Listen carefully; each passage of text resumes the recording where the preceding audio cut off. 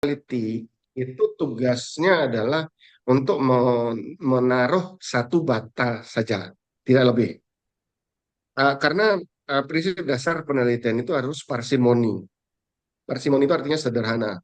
Tidak ada penelitian yang dilakukan untuk menjawab semua masalah gitu. Misalnya gini, kita ambil Newton. Newton yang dihasilkan oleh Newton hanya sebuah teori tentang gravitasi. Dia tidak sampai membuat roket. Dia tidak sampai menerbangkan pesawat ke luar angkasa. Dia tidak sampai menjawab berapa sudut tembakan agar roket itu bisa terbang antar benua misalnya gitu. Dia hanya pada teori gravitasinya saja. Nah, sehingga eh, seorang peneliti harus menghindari pretensi bahwa dia akan menjawab seluruh isu di risetnya itu.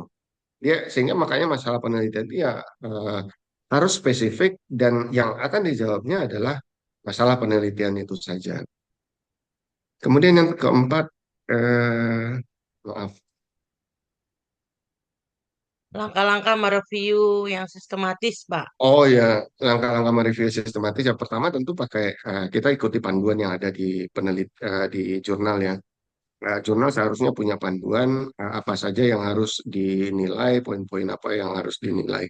Tapi kalau saya berpikir tuh gini prinsipnya adalah si reviewer pertama kali harus mengakui dirinya tidak mampu untuk mereview sebuah paper ketika betul-betul dia tidak ahli di riset Bidang itu. tersebut, bidang bidang tersebut. Misalnya gini, saya tidak akan mau mereview artikel di bidang pajakan karena maaf, di perbankan karena saya tidak pernah riset di perbankan. Nah, ketika saya menerima itu tentu otomatis saya harus kembalikan. Nah, kalaupun kemudian misalnya ada sebuah artikel diberikan review kepada saya untuk di-review atau kepada kita untuk di-review, maka tentu yang harus kita cermati adalah seberapa apa sudut yang harus di-attack pada artikel tersebut. Kita attack sebuah artikel bukan karena kita ingin menjatuhkan artikel, tapi karena kita ingin membuatnya menjadi lebih bermutu atau sesuai dengan setidaknya standar jurnal tersebut. Akhirnya itu dulu Bu Endar, Oke, terima kasih, Pak. sama-sama. Oke, terima kasih Bapak Rahmat atas penjelasannya. Oke, terima kasih juga Ibu Undam atas pertanyaannya. Nah, selanjutnya di sini di kolom chat juga sudah ada satu pertanyaan dari Ibu Farah Pradini Ilda Saputri. Pertanyaannya diajukan kepada Ibu Verni, yaitu bagaimana cara mencari judul penelitian yang lain. Oke, kepada Ibu Verni, waktu dan layar kami persilahkan. Baik, terima kasih Bu Silmi. Terima kasih juga Mbak Farah ya. Kalau dipanggil Ibu takutnya ini masih muda banget kayaknya.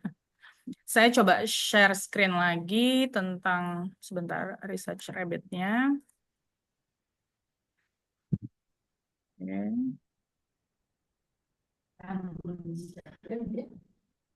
Jadi sebenarnya mungkin tadi saya agak terlalu bersemangat mungkin jadi kelihatan terlalu cepat. Jadi kapanpun Mbak Farah ingin coba tambahkan paper yang lain atau Mbak Farah mau coba tambahkan koleksi yang lain atau kategori yang lain, maka Mbak Farah bisa setiap saat kembali ke ujung, kemudian melihat menu yang ada di kiri, di ujung kiri ini. Jadi kalau misalnya Mbak Farah lagi ada di dalam, let's say saya ya punya collection itu di webinar Jaga, saya udah punya berapa ini, kemudian saya ingin add paper, tapi biasanya hilangkan dulu filternya, kemudian Mbak Farah tinggal tambahkan paper baru, berdasarkan keyword yang Mbak Farah sendiri punya mungkin atau author lain atau kalau ada DOI bahkan bisa di sini. DOI bisa, PMID bisa atau keyword yang Mbak Farah punya. Maka Mbak Farah tinggal search dari sini akan keluar proses yang sama persis seperti tadi. Kalau Mbak Farah misalnya tertariknya tidak lagi di manajemen accounting, tapi Mbak Farah punya ketertarikan lain, let's say saya ambil new kategori ya, saya itu misalnya tertarik banget yang namanya finansial literasi, maka Mbak Farah tinggal klik satu kali new kategori, keluar tempat yang kosong seperti ini, Mbak Farah ketikkan ya topik paper baru yang ingin Mbak Farah telusuri di sini, lalu tekan aja enter di keyboard, maka dia udah otomatis aktif ada di sini. Nah, ketika kita klik finansial literasi, bentar, bentar ya, BNPL, financial literasi. Kemudian new collection di financial literasi, Finlit, dan misalnya online shopping. Nah, maka Mbak Farah bisa klik di Finlit dan online shopping. Jadi kalau kategori biasanya dia judul besarnya, di dalamnya ada macam-macam. Mbak Farah tinggal klik add paper sama seperti tadi. Jadi tinggal di sini misalnya kayak yang saya bilang tadi, saya paling suka itu ahli finansial literasinya itu si Maria Lusardi. Atau kalau misalnya Mbak Farah mau coba cari finansial literasi and online shopping, maka itu juga bisa. Kalau sudah punya satu artikel yang Mbak Farah punya, you have in your mind, itu bisa juga tinggal dimasukkan ke sini. Pilih salah satu yang menurut Mbak Farah paling paling bagus, atau Mbak Farah bisa juga pilih semuanya, tinggal add to collection, ya. Tinggal add to collection, semuanya di add to collection, add to collection. Ini cuma untuk ngeliatin aja ya. Saya nggak lihat dulu kualitas dari papernya, add to collection. Kalau udah selesai, rasanya udah banyak, tinggal ditutup. Kemudian di sini ada Finlit. Nah, Mbak Farah bisa coba lihat yang ini, misalnya. Ini no PDF ya. Saya mau liatin yang ada PDF-nya, Mbak. Di sini juga kita sebenarnya itu nggak semuanya yang no PDF. Ada yang ada PDF-nya. Nah, ini kalau ada biru atau hijau di PDF-nya ini, Bapak, Ibu, adik-adik, teman-teman bisa klik, itu bisa langsung dapat PDF-nya diarahkan ke tab baru yang ada PDF-nya. Jadi kapanpun ingin menambahkan yang baru, ada add papers di sini kalau untuk artikel. Kapanpun ingin menambahkan new collection atau new kategori, tinggal diklik aja di ujung kiri. Oke, mungkin itu sudah cukup menjawab atau Mbak Farah masih punya pertanyaan yang lain? Sudah cukup, Bu. Terima kasih, Bu Ferni. Ya, sama-sama ya. Mudah-mudahan bermanfaat. Saya kembalikan lagi kepada Ibu Silmi. Silakan, Bu. Bu, terima kasih Bu Ferni, terima kasih Mbak Farah. Ya, selanjutnya ini udah ada Bapak Andre Gemulya ya Pak. Silahkan Bapak. Terima kasih Bu Sirni. Assalamualaikum warahmatullahi wabarakatuh. Terima kasih atas kesempatannya. Izin Bapak Ibu presenter. Mungkin pertanyaan saya agak basic, tapi mudah-mudahan bisa membantu kita semua untuk melakukan penelitian juga. Kebetulan saya sedang melakukan mengerjakan tesis juga Bapak Ibu. Nah, saya minta mungkin ada tips dari Bapak Rahmat dan juga Ibu Ferni. eh Basic maksud saya tadi, mungkin ada tips gimana cara cepat untuk bisa membaca atau mungkin apa namanya kisi-kisi atau strategi Bapak atau dan Ibu untuk mencari kesimpulan yang ingin dicari dalam sebuah jurnal begitu Bapak. Em, karena terkendala kadang kita apalagi yang cowok yang atau yang pemula ya Pak, kadang kita malas baca dari awal sampai akhir. Jadi biasanya kita baca abstrak terus sampai kesimpulan. Nah, di waktu kita menulis kembali ataupun memasukkan ke dalam jurnal tesis, ke dalam tulisan yang kita buat itu tiba-tiba blank gitu. Nah, eh, itu saja mungkin ada masukan dari Bapak Ibu ataupun strategi ataupun cara tips yang bisa Bapak Ibu berikan untuk kami. Terima kasih Bapak Ibu. Assalamualaikum warahmatullahi wabarakatuh. Waalaikumsalam warahmatullahi. Terima kasih Bapak Andre atas pertanyaannya terkait tips and trik cepat untuk bisa mencari kesimpulan dari suatu penelitian yang sudah dibaca agar bisa dicurahkan lagi di penelitian yang sedang Bapak bikin seperti itu ya Pak. Oke, kepada Bapak Rahmat dan Ibu Ferni, dengan hormat dipersilakan. Izin dulu ya. Ini Pak Andre, saya bagikan layar ya. Karena pertanyaannya tadi itu terantisipasi dengan cepat, saya bagikan layar, ketemukan artikelnya. Ini ada sebuah, mudah-mudahan udah kelihatan di layar, itu ada sebuah artikel judulnya itu, apakah biaya umum, biaya penjualan umum dan administratif itu sticky. Ini adalah artikel tahun 2003, lebih di Journal of Accounting Research. Sticky cost itu maksudnya adalah ketika pendapatan naik, ketika penjualan atau aktivitas perusahaan naik, maka biaya-biaya di dalam perusahaan itu juga naik. Biaya-biaya ini yang dia perhatikan oleh Anderson dan kawan-kawan ini adalah biaya penjualan, biaya umum, dan biaya administratif. Jadi misalnya kalau perusahaan memiliki cabang baru, maka otomatis biaya-biaya yang berhubungan dengan ketiga biaya ini juga naik. Jadi karena ada biaya penjualan, biaya umum, dan administratif itu naik. Nah, fenomena ini sebenarnya adalah fenomena yang sangat biasa yang terjadi pada kita sehari-hari. Ketika pendapatan kita naik, gaji naik, otomatis pengeluaran juga naik gitu. Nah, tapi pertanyaannya adalah ketika pendapatan perusahaan turun, apakah otomatis juga ketiga biaya ini turun gitu, atau sekelompok biaya ini turun? Nah, kalau biaya ini kan di dalam laporan keuangan, laporan laba rugi itu kan kalau di kita bilang biaya operasional ya. Nah, Anderson dan kawan-kawan ini hanya melihat biaya yang ada di pabrik gitu.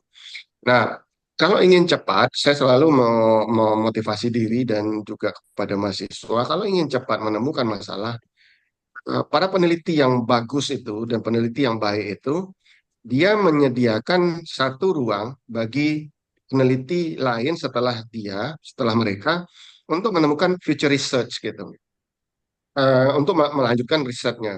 Saya mohon maaf misalnya mengatakan riset yang buruk adalah riset yang kalau disarankan lebih banyak masukkan variabel dari Jakarta ke Surabaya, dia pakai sepeda motor. Sampai di Surabaya dia bilang ke orang-orang yang masih ada di Jakarta, kalau ke Surabaya nggak usah pakai sepeda motor, pakai kendaraan lain saja. Nah, itu adalah contoh peneliti yang buruk. Peneliti yang baik adalah peneliti yang mengatakan setelah sampai di Surabaya ini, di timur itu ada pulau ini, di utara ada pulau ini, jadi lanjutkan eksplorasi ke sana. Nah, riset ini mengatakan demikian. Dia mengatakan gini, saya highlight di sini, future research bisa menggunakan data yang lebih detail, yang lebih finer, yang bisa memberikan informasi tentang cost behavior untuk komponen-komponen lain dari SG&A ini. Demikian juga cost yang lainnya. Nah, ketika membaca artikel ini, kemudian eh, saya dan teman-teman itu berpikir di dalam biaya umum dan administrasi itu ada biaya gaji. Biaya gaji itu muncul dua di dalam laporan laba rugi. Satu di cost of goods sold, itu gaji buruh. Satu lagi adalah kelompok di gaji umum dan gaji pegawai-pegawai yang tidak ada di pabrik. Nah, di dalam gaji-gaji pegawai yang tidak ada di pabrik itu, salah satu gaji yang mungkin sifatnya adalah sticky, artinya naik ketika pendapatan naik, tapi tidak mau turun ketika pendapatan turun, itu adalah gaji komisaris dan gaji direksi. Nah, dengan dasar itu kemudian kami beberapa 3 orang itu meneliti kompensasi para komisaris di perbankan di ASEAN, di 5 negara ASEAN. Nah, kami melewati banyak proses untuk mencari ide hanya dengan melihat pada bagian future research gitu. Nah, sehingga kalau saya boleh sarankan, kalau ingin memintas jalan untuk menulis artikel baru, ya lihat future research gitu. Karena peneliti itu baik-baik semua. Dia akan memberitahukan kepada kita, ini loh, kamu kalau mau lakukan lagi, ini tahapan ini yang harus kamu lakukan. Itu Pak Andre. Coba Pak, terima kasih Pak. Sama-sama. Si Mudah-mudahan. Bapak Rahmat, mungkin ada tambahan dari Ibu Ferni, Bu?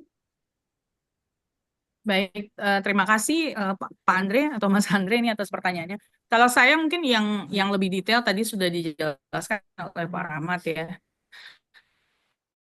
Tapi saya mungkin mau share sedikit tips dan trik yang saya pakai ketika saya kemarin bikin disertasi.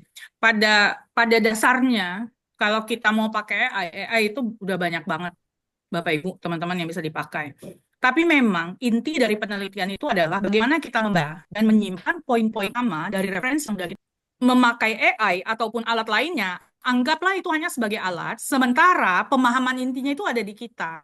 Dan ingat, setiap AI, machine learning, tools, atau apapun, itu sebenarnya GPT, kemudian Gemini atau Gemini ya, atau yang lain, itu tergantung prompt atau perintah yang kita berikan, bagaimana kita menghasilkan hasil yang memang sesuai yang kita mau. Saya mau ngingetin kita semua lagi bahwa membaca itulah hal yang paling penting memang.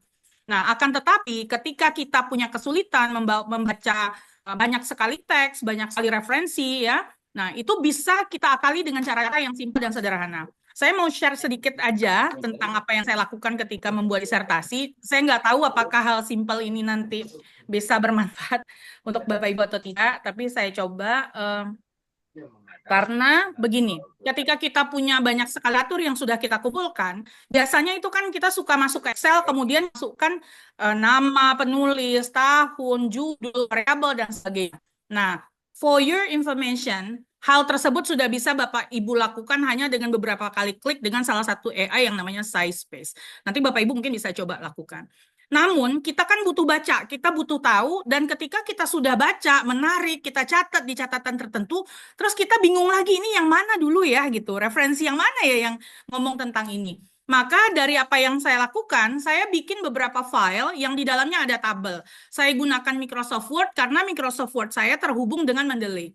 Jadi ketika saya capek membaca hal-hal yang terlalu berat, maka saya bikinkan, waktu itu kebetulan saya pakai sebuah teori yang namanya stimulus organism response.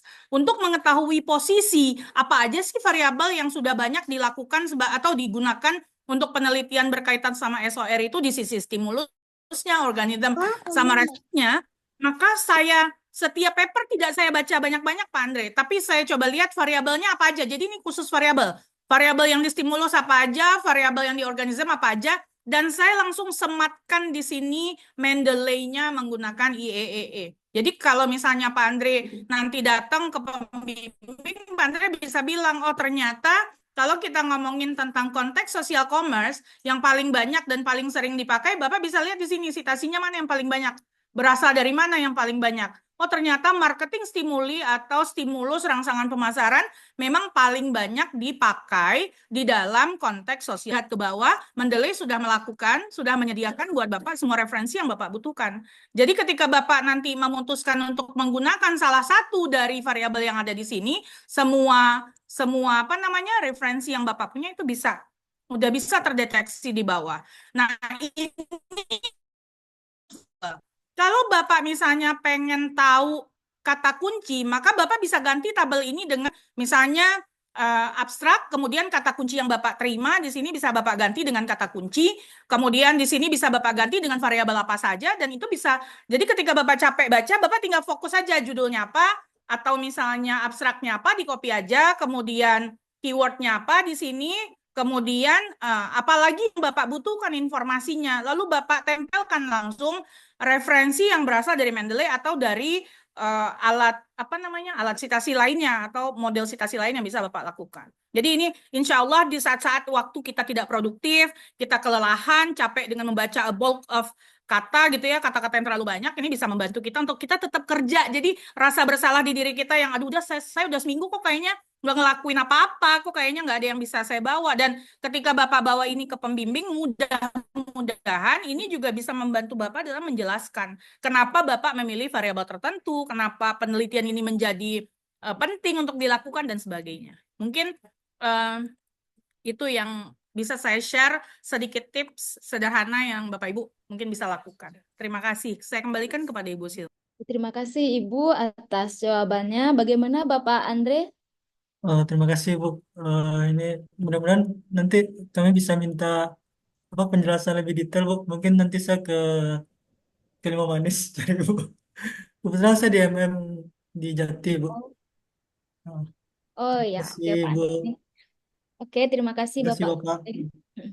Baik Bapak Ibu, karena kita adanya keterbatasan oleh waktu, maka untuk sesi tanya jawab kami batasi dengan 3 pertanyaan saja.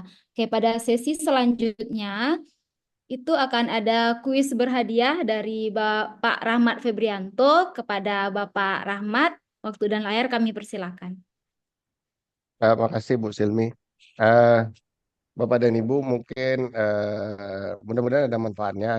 Ada dua buah buku yang ditulis oleh teman-teman di Indonesia ya. Dan saya kebagian satu chapter.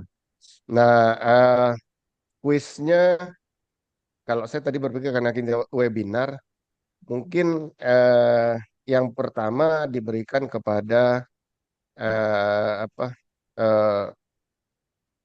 atau dua-duanya lah itu diberikan kepada eh, serta dari paling jauh dari Kota Padang dan kalau paling jauh berarti bisa ke timur ke utara dan yang paling utara lah kayak gitu dari Kota Padang. Nah saya nggak tahu caranya ini saya tahu pasti ada dua yang berada di timur ada Bu Panca ada Mbak Endar, Bu Endar ada di mana? Eh, Kemudian satu yang paling jauh di timur dan satu paling jauh di utara. Di utara berarti bisa di garis diambilkan di Medan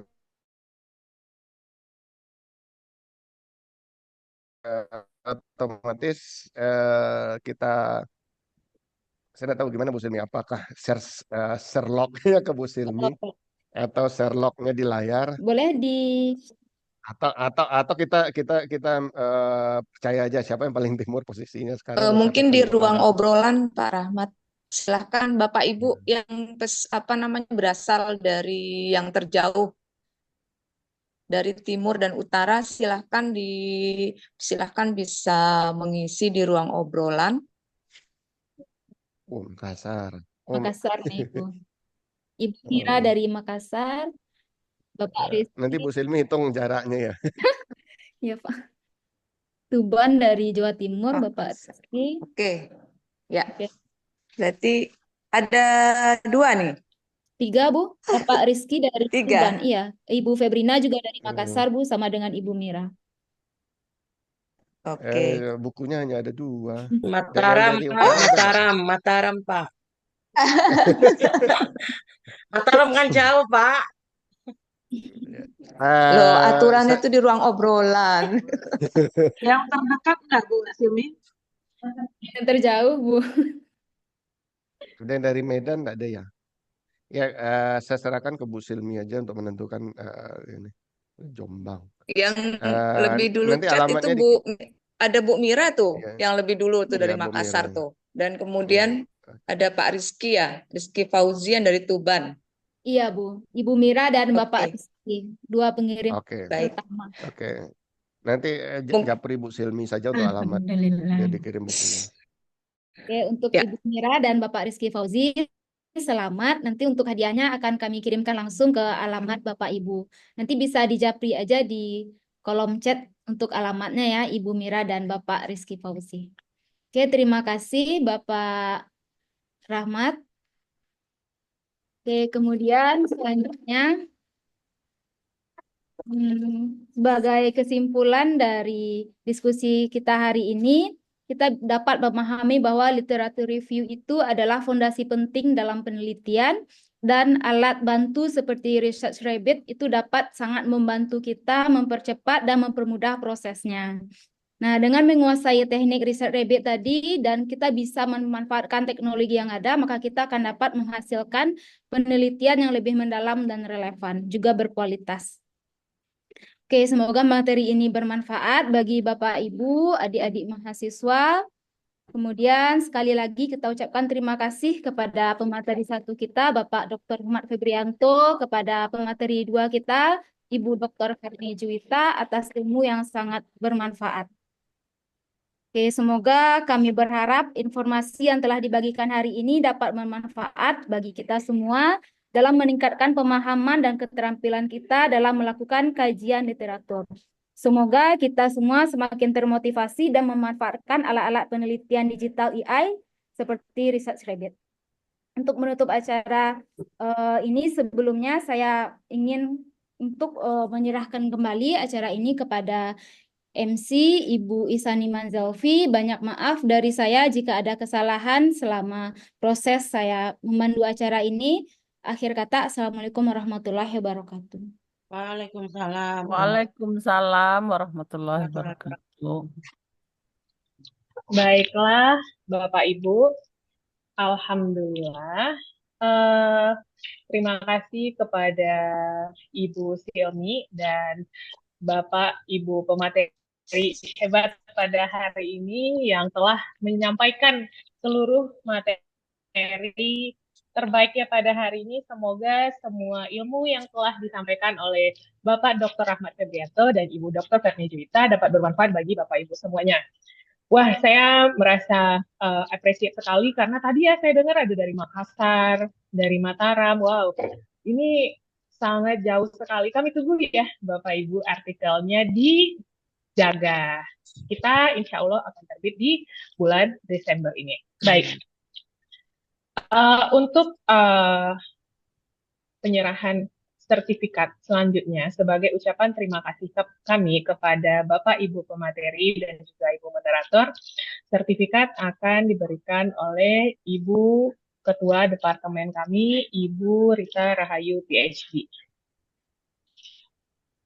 Kepada Ibu Rita Rahayu, dipersilahkan Ibu. Terima kasih Ibu Isil. Terima kasih kepada Bapak narasumber, Pak Rahmat Febrianto dan Ibu Ferni Juwita. Berikut ini kami sampaikan sertifikat sertifikasi pada Pak Rahmat. Mohon diterima Pak Rahmat.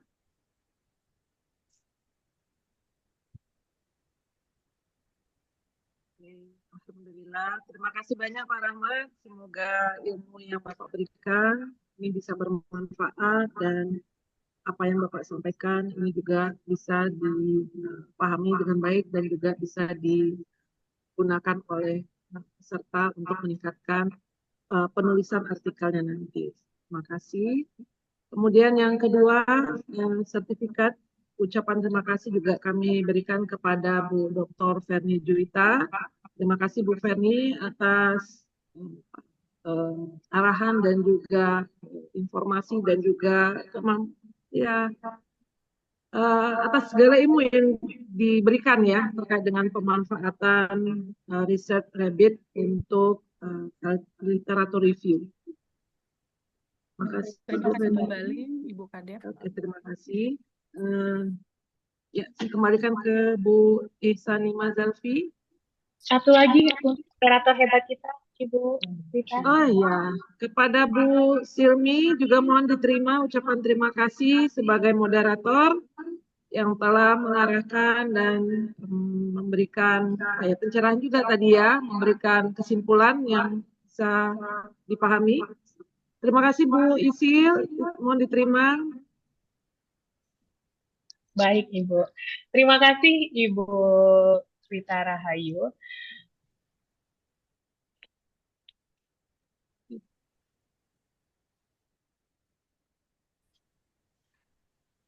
Bisa bantu di stop share. Oke, baik. Baiklah Bapak Ibu, demikian acara kita pada hari ini untuk series webinar Jaga pada kali ini. Kami harap agar Bapak Ibu dapat bergabung lagi pada webinar series Jaga periode berikutnya. Jika Bapak Ibu ada yang ingin ditanyakan terkait Jaga, Bapak Ibu bisa menghubungi saya via personal chat di nomor WA yang ada di flyer acara kita pada hari ini. Baiklah, Bapak Ibu, terima kasih atas semua kehadirannya. Mungkin sebelum kita tutup, kita harus menyisakan satu kenangan untuk kita bersama dengan cara foto bersama. Silahkan dinyalakan kameranya, memperlihatkan wajah cantik dan tampannya pada siang hari ini. Sebelum kita menyantap makan siangnya, mungkin ya Bapak Ibu ya. Baik, saya akan memulai mengambil gambar layar dalam hitungan 3. 1, Maaf, enggak bisa 2, on kameranya Ibu Isil, Ibu Hadi. iya, baik Ibu Yanti. Ya, 1, 2, 3. Baik, sebentar. Saya lanjut ke slide berikutnya. 1, 2, 3. Wah, di slide berikutnya karena nggak ada yang nyala kameranya, berarti langsung gitu saja. Baik, Bapak Ibu, terima kasih banyak. Mohon maaf jika ada kesalahan atau kekurangan. Semoga semua ilmunya bermanfaat buat Bapak Ibu semua. Sampai jumpa di webinar series berikutnya. Assalamualaikum warahmatullahi wabarakatuh. Waalaikumsalam. Waalaikumsalam Makasih Bu warahmatullahi. Sil. Terima Makasih kasih Bu Bu Ferni. Isil, Ibu kasih, Bapak Ibu. Verni, Ibu Kadep, Hilmi, Pak Rama. Assalamualaikum. Waalaikumsalam, Bu.